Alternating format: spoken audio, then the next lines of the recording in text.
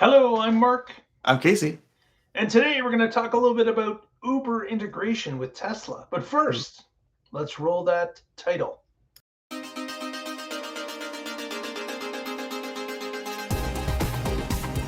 You're watching the Tesla Life Express. Hey everyone, thanks for joining us today. Got an interesting story that came up this week, and this was some integration between Tesla and Uber.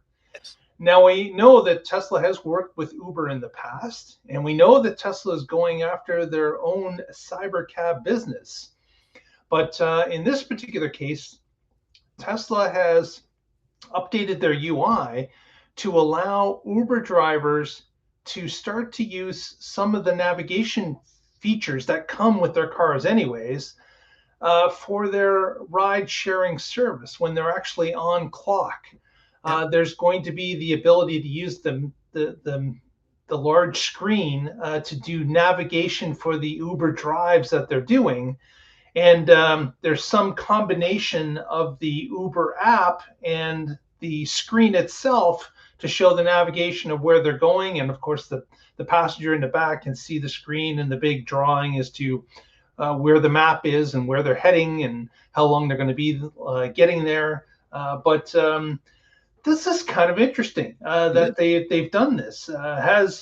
Has Uber paid for this? Is this something that's been promised to Uber previously? Maybe when the agreement was they were buying cars from Tesla to rent out to their drivers that had interest in doing that, or is And this when you something? do that, you get a connection, like a fleet management connection. Like a couple of the Turo renters have joined in one, and then the large fleets, like the governments, the police stations, and like some of those European situations where they are compelled or as a perk give you a car with the job, and they kind of need a little more. If you got 100 cars, you don't want to log into each app.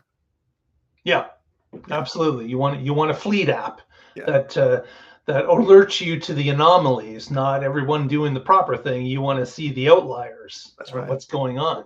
But this again an update from what Tesla's been doing with software to start maybe spreading their wings into other areas that could be profitable for them if they're sharing some of this information with fleet ownership, and in this case with Uber drivers, Yes. part of the Uber network.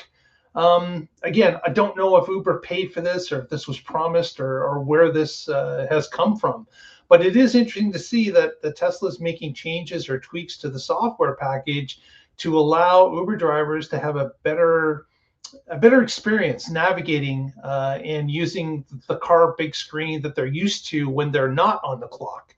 So this is a win for Uber drivers, but it is kind of curious timing when you think that the robotaxi event is even coming up in 1010, a short amount of time, like just a month from now. But it's I wonder is this Tesla's foray into the customized software? Is that what they're thinking of doing here, or are there other things afoot? What did you think about this move, Casey? So I've got some of those, but let's start with I talked to a friend that still does Uber in his Tesla. I started out doing Uber in my in the Volt, but then I did moved it to the Model S, and I did it with the Model X as well. And I kind of have a handle on how things work, but since he's active, he's able to actually try these things out. And so they do have a program running now where they can kind of just track your battery as you do the runs, and they promise not to give you a trip that is longer than your battery length. His complaint about the current feature is that who are they to decide how long is too long? Sometimes they'll try and leave him with 6 miles, and it takes him 8 to get to the charger. So he's asking for a setting uh, somewhere where he can specify what too long is, so that he has a buffer to get somewhere to plug it in. Because like in California, for instance, that might not be a problem. Just end up wherever and plug in. But in North Carolina, uh, outside of like Charlotte and Raleigh, that could be a big problem. And so he had a point there.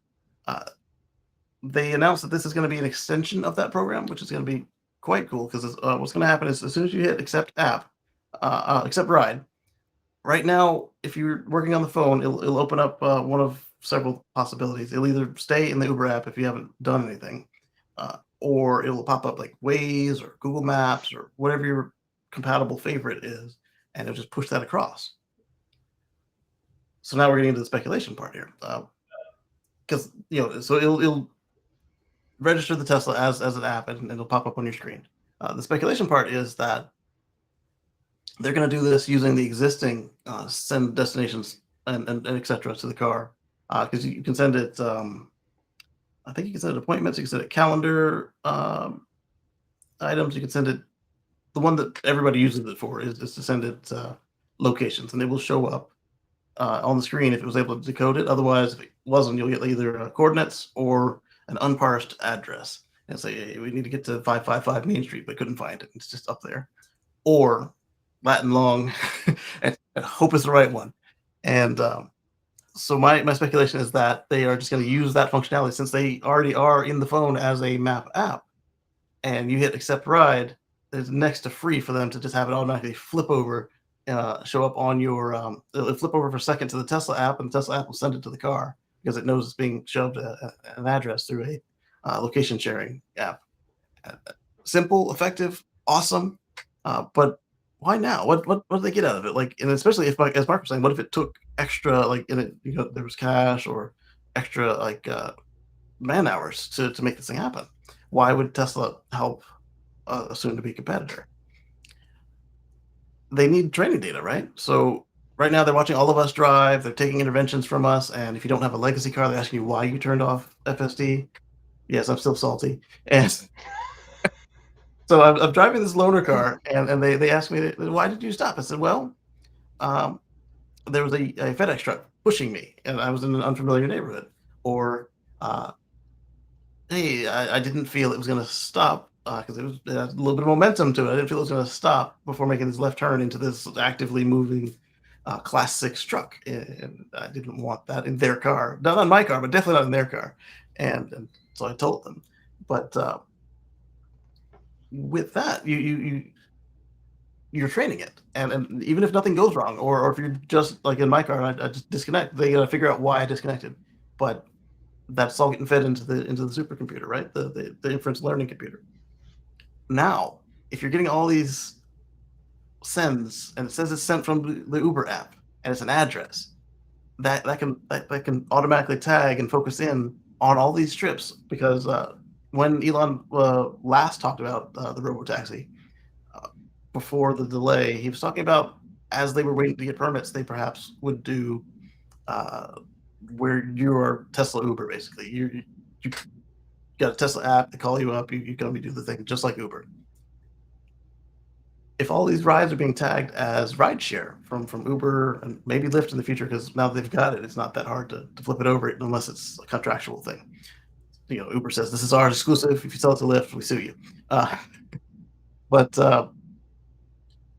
the car knows that these are all rideshare, so it's going to have a different pattern than you have for private ownership, and what you'll see on the boring loop. Boring loop, they kind of control everything because it's a limited access tunnel at the moment. With the rideshare, you're gonna have while you're out hunting, seeking, you're gonna have the arrive at the passenger. You're gonna have the dwell while you wait for them to show up. You're gonna have the drop off, and then what to go do after you leave. Because some places you need to leave right away, others you can go park. And these behaviors, the computer can watch the Uber drivers drive their car, learn what they do, and now they've already got a pre-trained how it should feel, at least, or how they can build off of, like, hey, people didn't like that this was happening with Uber, but you got to do the exchange. Who are you? Does this license plate match? Are you Cindy Sue? Oh no, I'm Billy Bob. Like, oh, did you bring a car seat? All of that, and then they can streamline and optimize it before they even take their first customer. So there's a valuable data set here, and that might be why Tesla agreed to work with a competitor. And as far as why Uber did it, remember, Uber gets a cut of everything that goes onto their platform. So right now they're seeing so many Tesla drivers are working Uber. How about if you make it easy to stay in the car, and less stressful, then maybe somebody will take another 3 rides that night, and that'll add to the bottom line. Yep, give the drivers a perk to stay engaged Yeah, and enjoy what they're doing, or give them a little bit of a better experience. Who wouldn't like that? Absolutely. exactly. Yeah, and so my Uber friend, he expressed the same thing that I was doing. Right now, he gets the thing come across, and either you can leave it on Google Maps, and that thing is chirping away on your dashboard. And you got this little, it doesn't fit in because the phone is like mounted to the dashboard. On the new cars, there's a nice little wireless phone charger that just sits down there, so you can hit accepts without even looking at the phone, and it flips over to the screen, and you're good to go. But as it is now, if you don't leave it in the app on the phone, so you can see it in the Uber app, and you need to get to 555 7th Street, and you got to type that into the screen or say it with voice and hope it's a street that comes through with the current version of Tesla voice to text, and then confirm and then go. So it's an extra couple of cycles that you're wasting getting the address into the car, and now you can just send over as easily as if you had received an email or looked at something on a Maps app on your phone and you wanted to share it with another location aware app. I think this is awesome step. Yeah, it is interesting, the integration, of course, with Tesla being a software company as well. It's easy for them, unlike others. So I'm not saying there's no effort required, but they're Some effort, they're yeah, used to it. They understand the software. They design the software themselves. They hold the code themselves. So it becomes an easier prospect to add things to it, to iterate it, to make it work for others and other applications. So exactly. And either this Sunday or last Sunday, I had a software update recall that I had to convey, but this isn't over the air. You have to bring it to the dealer for the update, and it's not Tesla. And get with the program legacy. And so this is an advantage that Tesla has right now. And like I said, a lot of Uber drivers run Teslas.